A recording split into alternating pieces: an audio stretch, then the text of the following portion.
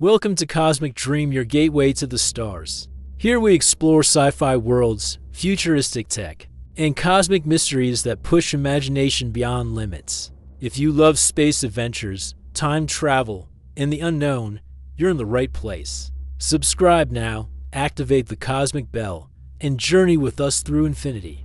There are nights that feel like being wrapped in a familiar blanket, cool at the edges, warm in the middle where the world shrinks to the size of your breath and the hush of the sky.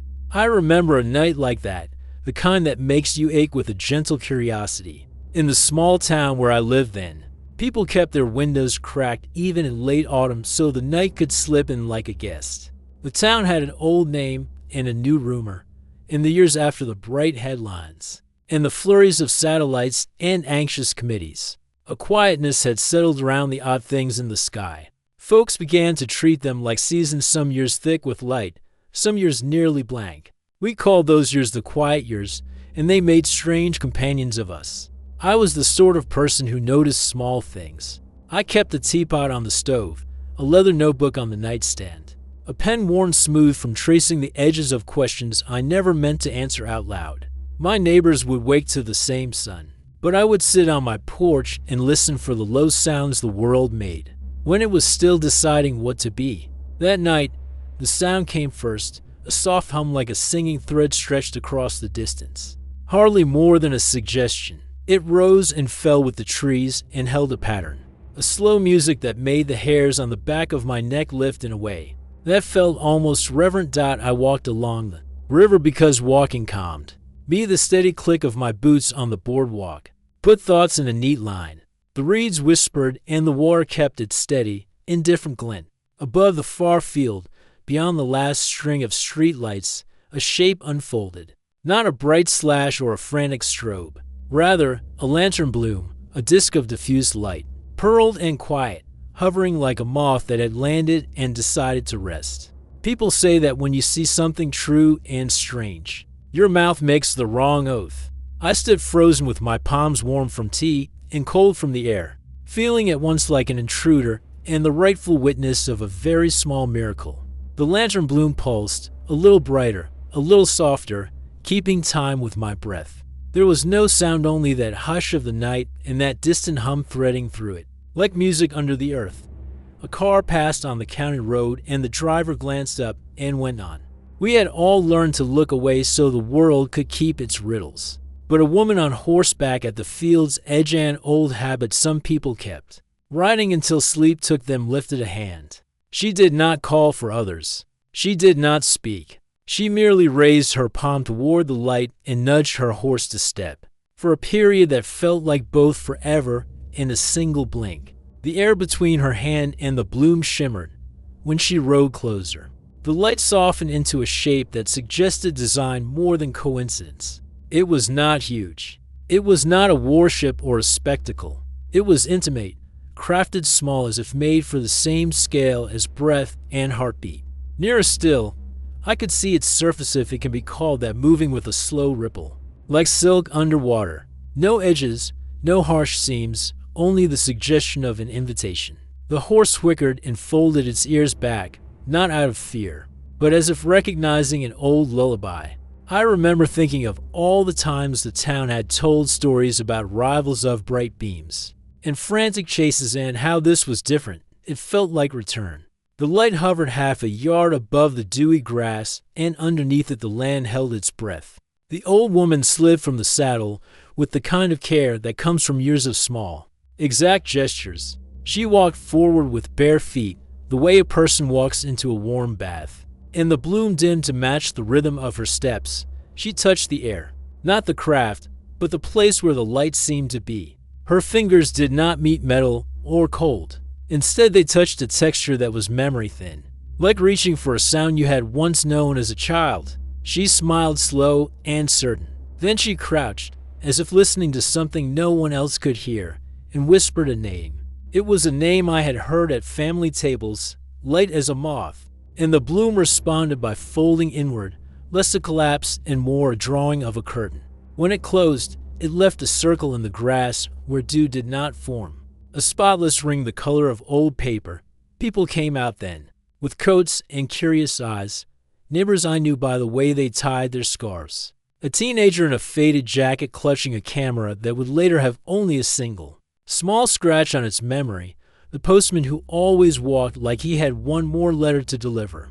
We approached slowly because the scene had the tenderness of a prayer. The woman who had knelt her name was Mara stood and looked at us. She had the kind of hands that looked like they had learned to mend things and dreams alike. They trembled with the map of life's small repairs. In her eyes there was no triumph. There was only an exhausted, soft joy, like someone who has carried a secret for a long time and finally sets it on the table. What did it want? Someone asked, voice thin from the night. Mara sat on the grass and patted the ground beside her. She picked up a stray stone and made a slow circle with it, absent-minded, as if telling the earth a small story. It wanted to be remembered, she said, and to remember us. That was the kind of answer that was less an explanation than an invitation. Remembering is a small, slow ritual. We remember the old names for the constellations, the lullabies our mothers hummed. The first time a neighbor had fixed a roof for another without asking for anything in return. The bloom, whatever it was, had come not to take but to touch, to remind us of the softer, older things that time keeps until memory calls them back. I sat with my notebook on my knees and listened to Mara tell of other nights, not flashy headlines, not government files, but quiet meetings in fields and on rooftops where people had been given a simple thing, a sense of calm, a glimpse of something that made grief lighter. She spoke of a boy whose fever rose until the bloom eased it, of a sailor who found his way back to shore by following a faint green line. It left along the horizon. The stories were unscientific in the way that makes them truer for sleep. They left space for the heart dot as the night folded toward dawn. The lights in the sky steadied and then rose, slow as breath. The bloom widened itself into a scatter of pale seeds, floating like slow snow, and moved away above us. It left a wake of quiet that felt not like absence, but like the settling sigh of a house after company leaves. We stayed on the grass until the chill stole our warmth. One by one we stood and walked back to the town, carrying in our pockets more than we had brought, a small lightness, an unspent wonder, a secret that made the ordinary things teapots, porches, the creak of a floorboard taste like a tiny, preserved magic. I slept a little while that morning and dreamed of moons made of old paper, of hands tracing unfamiliar constellations, of a voice that spoke without words. When I woke, there was a note on my doorstep. It was plain paper, folded twice, with no return address. Inside, written in a hand that looked like the map of someone who loved the sea, were two lines, remember well, tonight, listen. By midday the town was talking in that quiet, private way towns speak about things that almost belong to everyone and no one, over fences. At the bakery, in the slow line at the post office, reporters would come in a day or two, thinking of headlines and angles. Scientists would set up stations and make careful measurements to understand what could be measured. But for now there was only evening and a note with those two small lines. That night, as the lamps blinked awake and moths shrugged themselves into motion, I told myself I would listen. I brewed tea and put my notebook within reach. I sat on the porch and breathed with the town, a single, expectant chest. The sky made its ordinary suggestions, an airplane or two, the distant glitter of towns far away until the hum returned. Softer this time, like someone humming against the inside of a shell. Then, almost as if answering the note, a second bloom slid out from the east, larger and closer, and carrying a shadow inside it that looked like a doorway. It did not make a sound. It did make a presence. I stood up. My tea cooled in the cup. In the hollow of my palms I felt the old quickness of being fully awake. The light folded toward the field where we had gathered the night before, and as it lowered there came, clearer than any spoken name, the echo of a single, distant thought, "Come closer." I took one step forward, and the porch light blinked out. The darkness after the porch light blinked out was deep and sudden, like a velvet curtain pulled across the stage of the night. My eyes strained in the void, but the bloom ahead held its steady pulse, soft and patient, as though it had been waiting for this moment all along. The hum was stronger now, thrumming not in the air but inside my chest. A resonance that made my heartbeat feel like borrowed rhythm. The field stretched out before me, wet with dew, silvered under the rise of a late moon. I stepped down from the porch, each boot crunching against gravel, each step drawing me closer to the edge of something I could not name. The bloom, hovering just above the grass, shifted slightly, its edges blurred and reformed, as though its shape wasn't fixed but alive, breathing, adapting. The faint shadow within it deepened, stretching long like an invitation.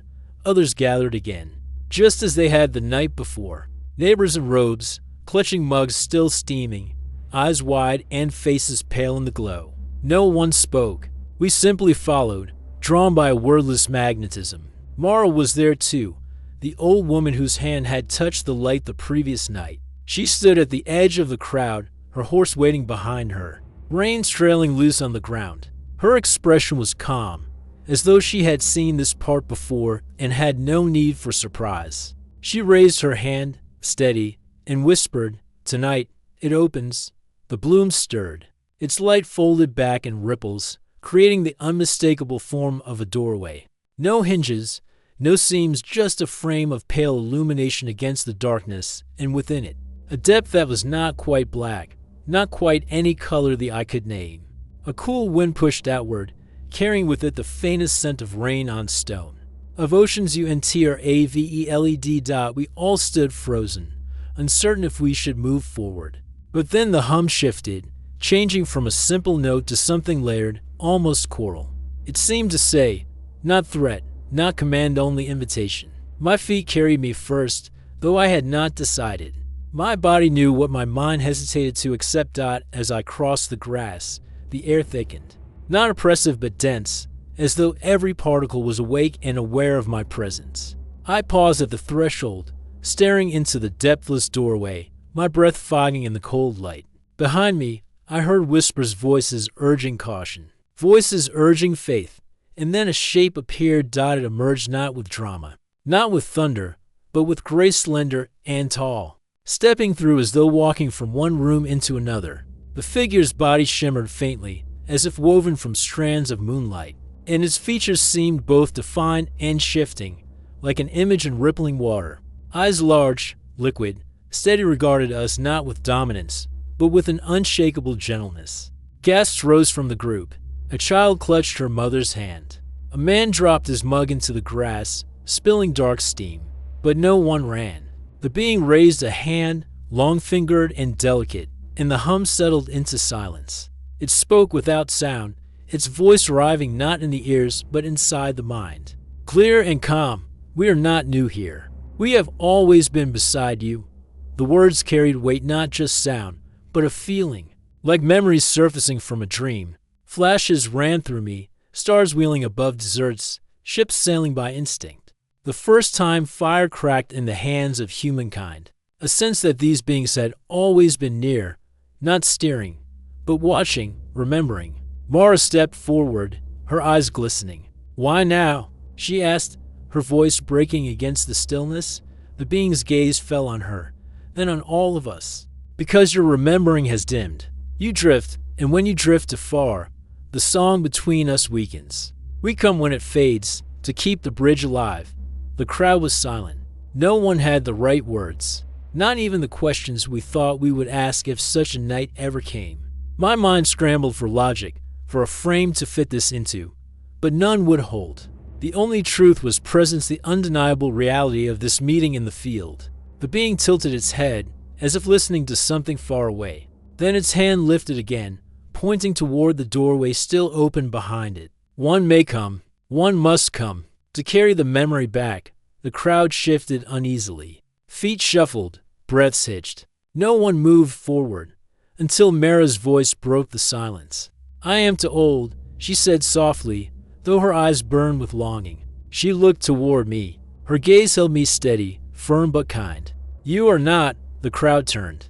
I felt their eyes, felt the weight of the choice settling on my shoulders like a heavy cloak. My legs trembled, yet my body stepped forward without asking permission. Each step drew me closer to the being, whose eyes did not blink but held me with infinite patience. When I stood before it, I felt the hum return, but now it was inside me entirely, coursing through my veins, lifting the hair on my arms. The being extended its hand. Its palm shimmered, half light, half flesh. "Will you remember?" It asked not a command, but a question heavy with consequence. I stared into its eyes, my voice trembling as I whispered aloud, "Yes." The being's fingers touched mine. A shock of warmth, like plunging hands into sunlight, spread through me. My vision bent, the field spinning into light. The doorway widened, the hum swelling to an almost unbearable vibration. The crowd gasped. Mara cried out a name I could not hear through the rush of sound. And then the field, the town. The night everything I knew fell away into a depthless ocean of stars. I was inside the light, inside the memory. The first sensation was weightlessness. Not the playful drift of a dream, but a vast, profound release, as though the body I had worn all my life had been set aside like a coat, hung neatly on its peg. My thoughts remained, my awareness clear, but the usual anchors, breath, heartbeat, the tug of gravity were gone. The world around me shimmered. It was not space as I had been taught to imagine it, with cold silence and infinite black. This was a realm of layered light, textured like water, and sound woven together. Threads of color pulsed, weaving themselves into shifting lattices that stretched into forever. They moved in rhythm, slow and solemn, like the breathing of some immense, unseen being. I floated, or perhaps was held within a chamber not built of walls, but of resonance. Each surface was alive, humming with quiet patterns. They did not speak, but they conveyed, as though each pulse was a story, a desert wind carrying songs, a river bending around stone. The laughter of a child echoed into night. Memories, not just mine, but countless lives interwoven into the fabric of this place. The being who had guided me, still shimmering, still fluid in its form, drifted beside me. Its presence was steady, calming. I felt no fear. Instead, I felt seen, wholly and entirely, as if every thought I had ever held, every doubt, every small kindness, every unspoken regret was transparent here, not judged, only acknowledged. "This is the vessel," the voice came inside me once more. A library not of pages, but of echoes. Every song, every cry, every prayer whispered beneath stars remembered as it spoke. The chamber shifted. The threads of light rippled, folding into shapes, scenes, glimpses, fragments. I saw villages lit by firelight, their people gazing upward with wonder. I saw travelers on endless seas, steering by stars that seemed to respond with subtle flickers. I saw men in uniforms staring skyward, fear and awe blending in their faces as discs of light passed silently overhead. Each vision was a whisper of history, layered not in textbooks, but in the marrow of the world. I reached out instinctively, and the threads gathered at my touch. A fragment bloomed before me, a child, sick with fever, lying on a straw mat. A glow descended, faint and soft. The fever broke. The mother wept, cradling her son. The vision dissolved back into the lattice of memory. "These are your echoes," the being said. "Yours and others. They belong not to one people, but to all. We have kept them so that you would not forget your place in the great song." The weight of it pressed into me, the enormity of what I was being shown. This was no isolated encounter, no singular miracle. This was a continuum, stretching across ages, cultures, continents. Always, the Watchers had been here, not to rule, not to conquer, but to keep the memory alive. I turned to the being, my voice trembling. "Why me? Why bring me here?" The being's eyes shimmered darker, deeper. "Because memory fades when not carried. Because your kind tells stories. It is your gift, though you have forgotten its power. One voice becomes many. One memory becomes a bridge." As it spoke, the chamber stirred. A ripple moved outward, and more figures appeared. Not just one being, but many. Tall, slender, luminous, each different, yet bound by the same quiet grace. They circled the chamber, their forms bending light into patterns that resonated with harmony. Their presence was neither overwhelming nor commanding, it was communal. Like a gathering of caretakers tending a vast, eternal garden. One step forward, its shape flickering slightly, as though it were tuned to a different rhythm. Its eyes met mine, and a wave of feeling swept into me: sorrow, patience, yearning. In that instant, I understood it had watched countless generations rise and fall. Remember promises kept and broken, seen wars flare like sparks in dry grass. And still, it remained. Still, it remembered. Your world drifts, the new voice whispered, softer than breath. You forget not only us, but each other. You fracture the song. And when the song fractures too deeply, silence follows. The word silence echoed in my chest with a coldness I could not ignore. Before I could ask, the chamber shifted again. This time the threads of light formed not into memories of the past, but into visions of possibility. Cities swallowed by rising seas, skies dim with smoke, a planet gasping under the weight of its own children. And then, other visions, hands clasped across borders, skies cleared of poison. The bloom of green where deserts had stretched. The vessel was showing me paths, branching futures. I reached out, but the vision scattered, slipping from my grasp like mist. The first being touched my shoulder lightly, its hand warm as sunlight. We do not decide. We only remind.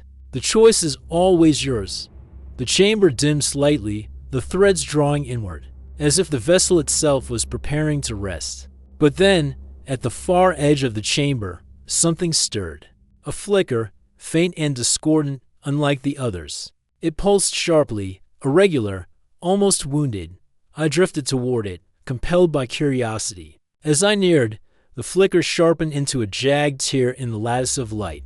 Unlike the gentle harmonies of the vessel, this rift carried dissonance, a scream trapped in amber. Within it, I saw flashes, machines, fire, shadows moving in secrecy. Not memory, but something darker, suppressed, hidden, gnawing at the edges of truth. The beings shifted uneasily. Their harmony faltered for the first time. What is it? I asked, voice catching. The first being's gaze grew solemn. An echo that was broken.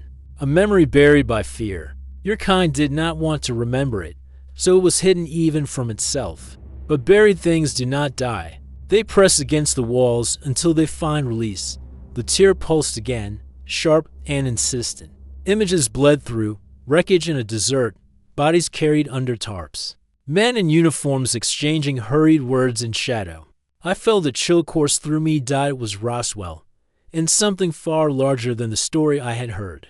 The beings held their silence, their luminous eyes watching me. The rift pulsed brighter, hungrier, and in that moment, I understood.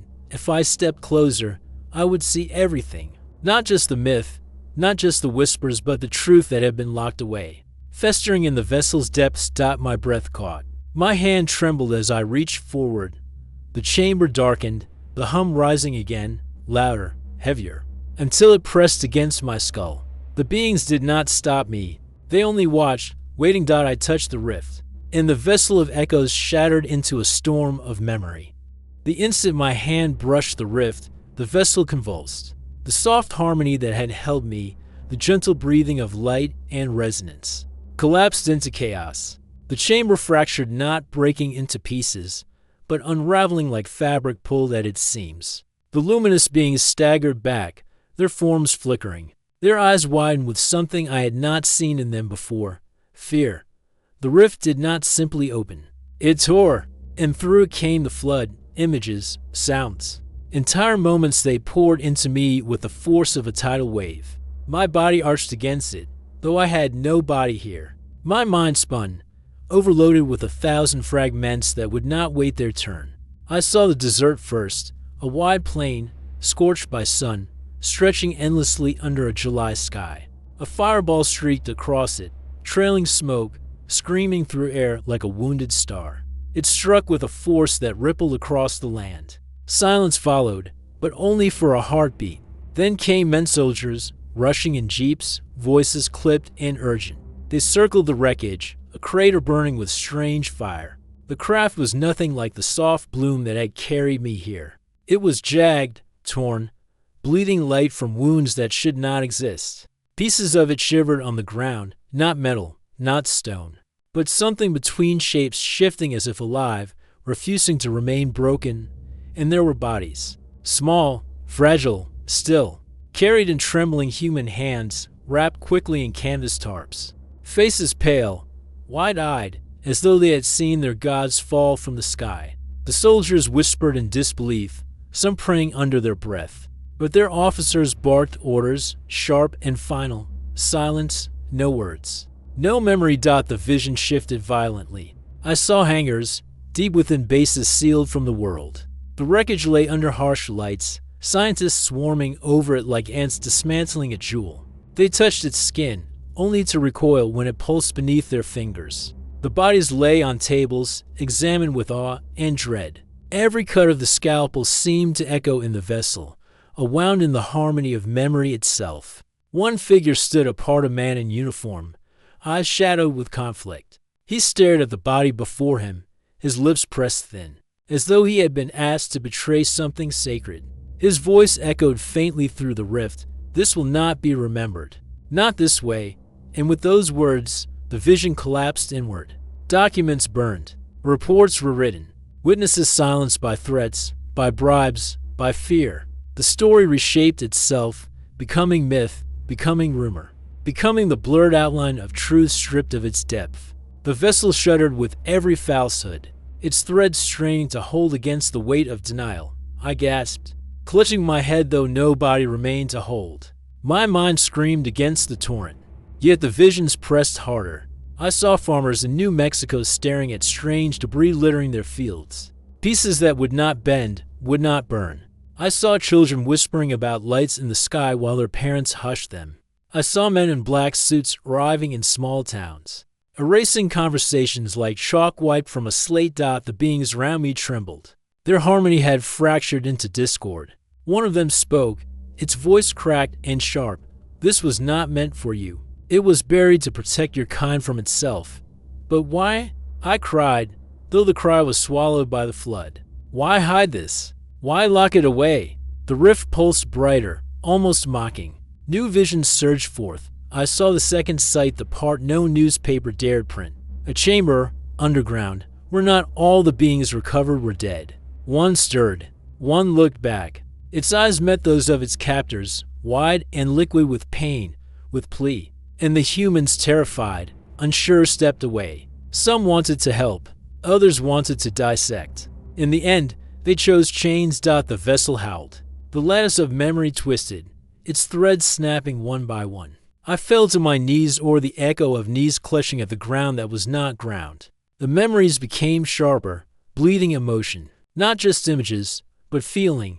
The terror of the captured being. The awe of the soldiers.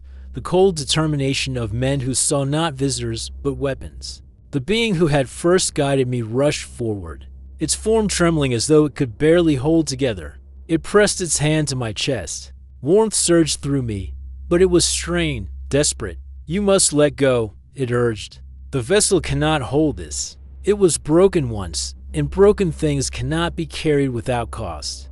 But the rift would not release me. It clawed deeper, showing rooms where children spoke of dreams filled with lights, only for their parents to hush them in fear, showing skies where other vessels flickered, hesitant, watching the silence spread, showing graves unmarked, where secrets were buried along with the men who could not keep them. I screamed, or thought I did. My voice was drowned by the thunder of memory. And then, through it all, a single word rang clear. Not from the beings, not from the vessel, but from the rift itself, pulsing like a heart in pain. "Remember." The storm exploded outward. I fell, tumbling through a spiral of shattered light, the vessel dissolving around me. The beings were gone, their forms swallowed by the rupture. The hum had become a roar, deafening, endless, and then silence. I opened my eyes. I was back in the field. Dew clung to my boots. The night was still. The bloom was gone. The crowd stared at me in wide-eyed horror. Mara clutched her chest, tears streaming down her face. The air smelled of ozone, sharp and unnatural. My notebook lay at my feet. Its pages were blank except for one line, written in a hand that was not mine. "It remembers through you." And then, above us, the sky cracked with light. Not one bloom this time, but many. They were coming. The first bloom split the sky like a lantern ripped open in the heavens. Then another, and another. Dozens, maybe hundreds, pulsed into existence above us, each one swelling with pale radiance. They were not the jagged wrecks I had seen in the rift's visions. These were graceful, woven from soft geometry, their light slow and steady, as though timed to the rhythm of our own breath. They floated in silence, but their presence was thunder enough. The crowd gasped. Some fell to their knees, weeping openly. Others clutched their children to their chests as though instinct demanded both protection and reverence. The air grew thick with a charge that made every hair on my arms rise. A vibration that sank into bone. Mara was the only one who did not flinch. She stood tall at the field's edge, her face wet with tears, her lips moving in a whisper the first could not catch. She was not afraid. She was waiting. The vessels began to move. Slowly, deliberately, they shifted into formation, a lattice across the stars. Each bloom a node in a web that pulsed with luminous threads of energy. The sky was no longer night, but a tapestry. The stars themselves seemed to dim, overshadowed by this living constellation. And then, all at once, they sang. Not with voices, not with words, with resonance. A sound like the ringing of 1,000 crystal bowls underwater, layered and deep, vibrating through the earth, the sky, the marrow of every person standing in that field. It was not merely heard, it was felt. My lungs seemed to expand against it, my heart sensing to its rhythm, somewhere in the distance. Dogs howled, power lines hummed, windows rattled in their frames. The whole town was awake now, spilling into streets and porches. Faces tilted upward with awe and dread. And in the center of the field, the grass parted, a shaft of light descended. Broad and soft, not blinding but inviting. The earth shimmered within it, dew steaming into mist. It carried no heat, no burn, only a stillness that seemed to erase the noise of the world beyond. Mara took a step forward.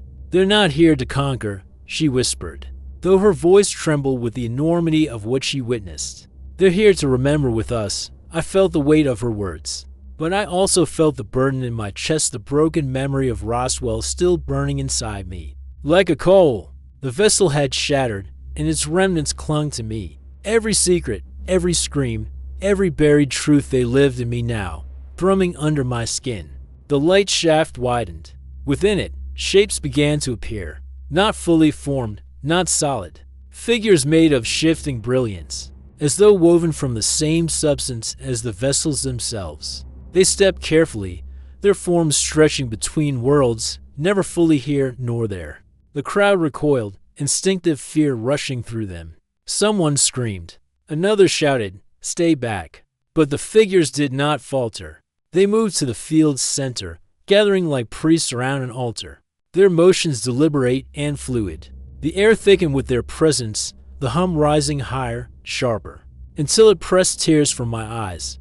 One of the beings turned toward me, its eyes vast and liquid, shining with a depth that seemed older than stars locked onto mine. And again, as before, words enter me without sound. "You carry what was broken. Bring it forward." The crowd murmured in confusion. They couldn't hear what I heard. All they saw was me, standing apart, trembling in the shadow of light. Mara's voice rang out suddenly, sharp as a bell. "Do it?" I froze. My hands shook at my sides. I don't know how. The figure extended its hand. Light spilled from its palm, reaching toward me like liquid. My chest burned where the rift had seared itself into me. The memories inside me surged, clawing upward. I felt the crash, the fear, the secrecy all pressing at the walls of my mind, demanding release. The resonance swelled. My knees buckled. The earth itself seemed to lean closer. And then, from the center of my being, a single image tore free. The desert, the wreckage, the bodies carried under canvas tarps. But this time, the vision did not remain inside me. It burst outward, projected into the light for all to see. The crowd gasped as the scene unfolded before them, painted in luminous strands across the mist. Soldiers moving in panic, scientists working in silence, a being in chains, its eyes wide with sorrow. The memory that had been buried was no longer secret. It was alive, shared, undeniable. The crowd staggered back. Some shouted in disbelief. Others fell silent, tears streaming down their faces as the truth settled on them like a crushing weight. The beings in the light stood still, their eyes steady, patient. They did not judge. They did not scold. They only allowed the memory to exist. At last, in the open air, I gasped, collapsing to my knees. My chest felt hollowed, emptied of the burden I had carried since the vessel's shattering. My breath came in ragged pulls, but I was lighter, freer. The being stepped closer, its form towering over me like a column of dawn. It touched my forehead gently. Now you remember. And now they must, above us, the vessels shifted again. Their lattice of light tightened, threads weaving into symbols, into maps, into patterns that pulsed with meaning too vast to grasp. The air rang with their song, a harmony so profound that for a moment, every fear, every doubt in the field fell silent. And then, the web of vessels began to descend, not to land, not to crush, but to surround. Our town, our field, our world. The night sky opened entirely, and in the glow of it, a truth became clear. This was only the beginning. The dawn never came that morning. Instead, the sky remained filled with light. Not the pale gold of sunrise, but the living, shifting glow of the vessels that had woven themselves into a tapestry across the heavens. From horizon to horizon, their patterns pulsed, resonant and steady, as though the world itself had been placed beneath a great, beating heart. The news spread faster than the light itself. Radios buzzed, screens lit up, cameras pointed skyward from rooftops and windows. In every city, on every farm, from deserts to ice-bound shores, people stood in silence as the sky no longer belonged to itself.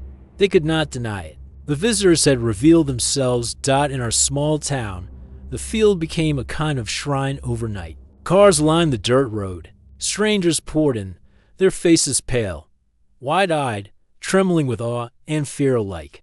Pilgrims knelt in the grass. Skeptics muttered about tricks, about illusions. Military trucks rolled in, soldiers fanning out along the perimeter. But even their presence felt small, irrelevant, against the magnitude above. The beings did not move against us. They did not demand. They did not conquer. They simply were. And yet, that presence was enough to shatter the world. Mars stayed near me, her hand sometimes resting on my arm as though she feared I might collapse again. My body still trembled from the burden I had carried, the visions of Roswell, the broken memory that had lived inside me until I spilled it into the field. Now others whispered about what they had seen in the light, the crash, the secrecy, the being in chains. The story was no longer rumor. It was no longer myth. It was truth, naked and undeniable. The government could not hide this. Not anymore. By the second night, the vessels had not left. Their formation grew tighter, denser, each bloom locking into the others like the pieces of a vast, luminous machine. Astronomers cried into microphones, their voices cracking as they admitted no known physics could explain what hung above us. Priests raised trembling hands to bless what they could not name. Protesters screamed about invasion. Children pointed upward with wonder, laughing as though the world had turned into a storybook. In me, I felt both empty and full, a vessel myself, carrying the echoes of what I had touched. The beings had not left me. They still whispered, soft as breath, in the quiet of my mind. The song is broken. It must be mended. But I did not know how. On the third day, the first change came. The vessels lowered not to the ground, but closer, just enough to brush the upper clouds. Their song deepened, vibrating through the very soil. Rivers shifted course slightly. Birds wheeled in strange, perfect patterns. Machines failed, phones, radios, even the soldiers' weapons faltered. Their batteries drained to silence. Panic spread in the cities. Stock markets crashed. Leaders shouted from podiums. Nations accused each other of trickery, of secret weapons, of betrayal. But none of it mattered. The light above was not a trick. It was not ours. It was them. And then, across every language, every broadcast, every device still able to carry sound, the message came. Not spoken, not typed, not recorded. It arrived the same way it had reached me, direct, inside the mind. We do not come to take. We come to remember. But if you refuse, silence will follow. The world froze. I watched as people collapsed into tears, or into prayer, or into anger. In my chest, The words rang heavy, undeniable. I had felt the silence. They spoke of the brokenness in the vessel, the echo of futures lost. It was not threat. It was warning. Mara grasped my hand, her old fingers surprisingly strong. "They're asking us to choose," she whispered, and that was the truth. Not one nation, not one government, not one person, all of us. The vessels had not come for leaders. They had come for humanity itself. That night, I dreamed not the fractured, fevered dreams of memory I had suffered since the vessel broke, but something deliberate. I stood in a field of stars, each one a thread waiting to be woven. The beings stood with me, countless, endless, each one a guardian of memory. They pointed toward the web above Earth, the lattice that now held our skies. "This is the bridge," they whispered together, a chorus so vast it bent the dream itself. "Cross it, and you will remember. Refuse, and you will forget. The choice will echo forever." When I woke, dawn had still not come. The vessels remained. The world held its breath. And then, as I stepped outside, notebook clutched in hand, I saw something new dot from the lattice above, a single vessel detach. It descended slowly, its glow soft, steady, deliberate. It lowered itself into the same field where this had all begun. Soldiers raised their weapons, then froze as their rifles flickered dead. The crowd scattered, then returned, pulled by awe stronger than fear. The vessel hovered only a few feet above the ground. Its light dimmed, revealing the faint outline of an opening. A doorway, just as before, and I knew they were waiting for me. The light doorway opened like a slow breath. Up close, the vessel's surface was not hard metal, but a skin of woven luminescence, braided with filaments that hummed like harp strings. It smelled faintly of rain on warm stone and of something old as salt from seas no longer remembered. When I stepped forward, the crowd behind me made a ripple of sound that felt distant, as if I were wading through the surface of a lake. In their voices were the muffled clatter in the shallows. Mara squeezed my hand once and let go. Her eyes shone with a clarity that steadied me. She had been a keeper of small things all her life, mended sweaters, patched roofs, the careful tending of a garden, and now she moved as if tending the world. "Remember well," she said, and there was no tremor in her voice. It was a benediction. The threshold held no pressure. It was simply an edge where the night's ordinary rules thinned, where gravity didn't so much stop as become optional. I crossed without thinking. My footprints did not mark the ground. Inside the doorway the air was cooler, tasting faintly of lavender and of ozone. And the hum that had lived in my bones unfurled like a greeting. The interior was a corridor of light, not a straight tunnel, but a gentle arc folding in on itself, threaded with images that flowed along its walls like slow rivers. Each image was a memory song in motion, a vanished city rebuilt in a single breath, a child learning to whistle, an old man laughing so hard milk almost came out his nose. Some were tender, some were terrible. All of them belonged.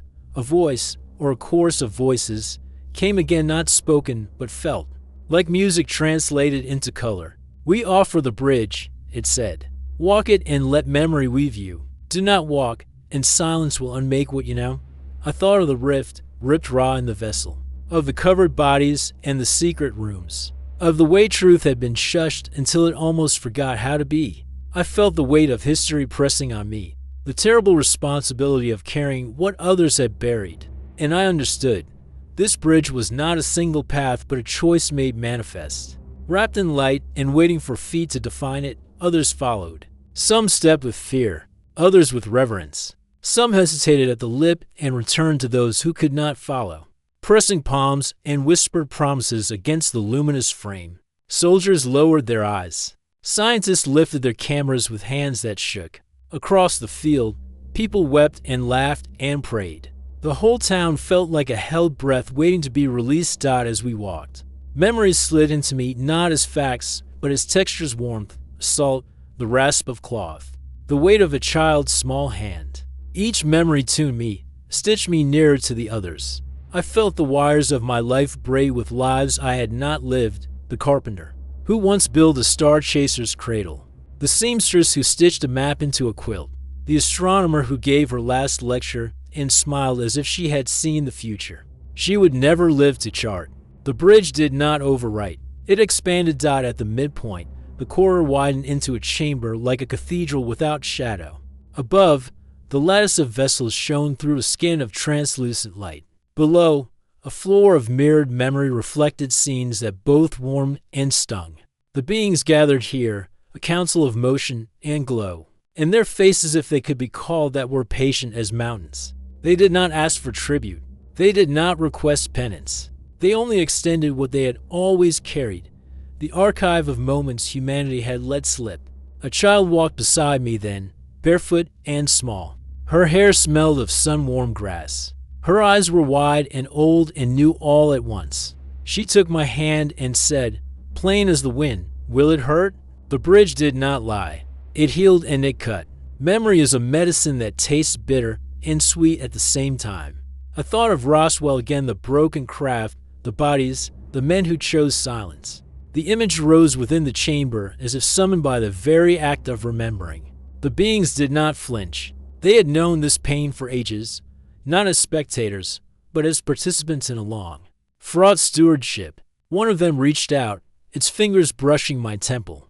A quick, cool ache like pressing a thumb to a bruise, then a soft bloom of understanding opened in its place. I saw the men in the hangar, the argument that split them, the one who had whispered, "Not remembered this way," and then the choice to bury the story with paper and threat. But the bridge showed more. It showed the hands that had wanted to help, the faces that had opened to wonder, the brief flashes where compassion pierced fear. Memory, the bridge insisted, is never only one thing. It is an accumulation of small mercies and small betrayals. A pattern that makes a whole when stitched together honestly. We left the chamber, each of us carrying a strand of revelation. The passage back through the corridor felt different, lighter, because secrets had been made into things that could be held and seen, rather than shoved into dark closets. Outside, the field hummed with a new sort of life. The vessels above rearranged themselves into a lattice that pulsed like a careful heartbeat. Across the town, people were changed in quiet ways. A man who had never cried before wiped his face with the back of his hand. A teacher packed her satchel to go tell her students a different story the next day. Yet the bridge's work was not finished. As the last of us stepped over the threshold, the being's tone shifted. Threaded with a sorrow I felt like static at the edge of a song. "Remember," they said again, but now there was urgency in it. "Remember for those who cannot. Remember the name of places that were erased. Protect the fragile truth." A woman from the crowd, her hair smudged with ash, like someone who had been up all night, stepped forward. She lifted a small tin box from her coat and opened it. Inside lay a bundle of letters, brittle with age. Photographs curled at the edges. A child's drawing with crayon, names spelt wrong but full of hope. "We will," she said, voice steady enough to anchor the sky. "We will remember." I wanted to believe that a bridge could fix everything. I wanted to think that once memory had been set free, the world would mend itself as easily as a seam. The truth the bridge offered was softer and harder both. Remembering is the beginning, not the end. To carry truth is to carry its consequence. It asks of us patience and stubbornness in equal measure. On the fringe of the field, the military tents stirred. Men in uniforms argued not with one another, but with the notion of being made irrelevant by wonder. In distant capitals, parliaments debated and preened. Some leaders promised to control the narrative. Others promised openness. Protests formed. Prayers gathered. Commerce smelled opportunity.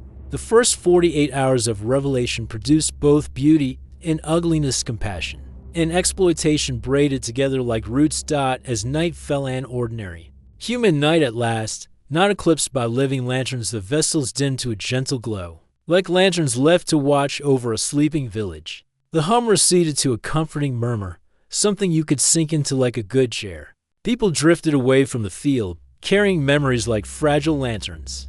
Mara sat beside me on the low stone wall and took my hand again. The lines in her face read like a map of small mercies. "What will you do with what you remember?" she asked. I thought of the vessel's rift and of the choices hidden in hangars and council rooms. I thought of the child who asked if it would hurt, and of the woman opening the tin box. I thought of the way memory could be used to wound, or to heal, or to bind. I will tell it. I said at last. I will tell it like a story and like a law. I will teach the children. I will put names to the things that were unnamed. I will ask others to do the same. Mara smiled, and for a moment the world felt like a well-turned page. She leaned close and pressed a small scrap of paper into my palm. It was a map, hand-drawn, with tiny notations in a careful script. On the corner, in ink already fading, someone had written, "Keep the bridge lit." I folded the map into my pocket and felt its weight like a promise. Then, across the field, a sound rose that had not come from any instrument or mouth. It was a tearing soft, mechanical, like fabric being pulled from a seam. Heads turned. The vessels above dimmed suddenly, and a light knifed through one of them, sharper than the rest. A single point of darkness opened in the lattice above, small, at first, like a pinprick, then widening. It pulsed not with harmony, but with a raw, hungry cadence that did not belong to the bridge's song. I felt the old fear, the one that had lived in the vessel when the rift was first touched. It reached into my chest like cold water. Around me, people froze. The beings in the fields who had been so patient looked up, their forms taut with attention. Mara whispered, "Not yet," but the darkness spread. The bridge held, for now. Memory had been given back to the world. But whatever that tearing thing was, forgotten thing or new threat, it had found a way to claw at the seam. I stepped forward, hand on the map in my pocket, feeling the small anchor of paper against my palm. The bridge hummed underfoot, waiting for us to decide, to stand and guard what we had restored, or to let curiosity carry us beyond the tier. Behind me the town watched, breath caught, on the brink of a choice whose echo would not be easily undone. And above, the point of darkness widened, hungry for a story. Thanks for exploring the cosmos with Cosmic Dream. If this journey sparked your imagination, give it a like. Drop a comment with your favorite sci-fi idea and share with fellow dreamers. Don't forget to subscribe and stay tuned, the next adventure launches soon. Until then, keep dreaming among the stars.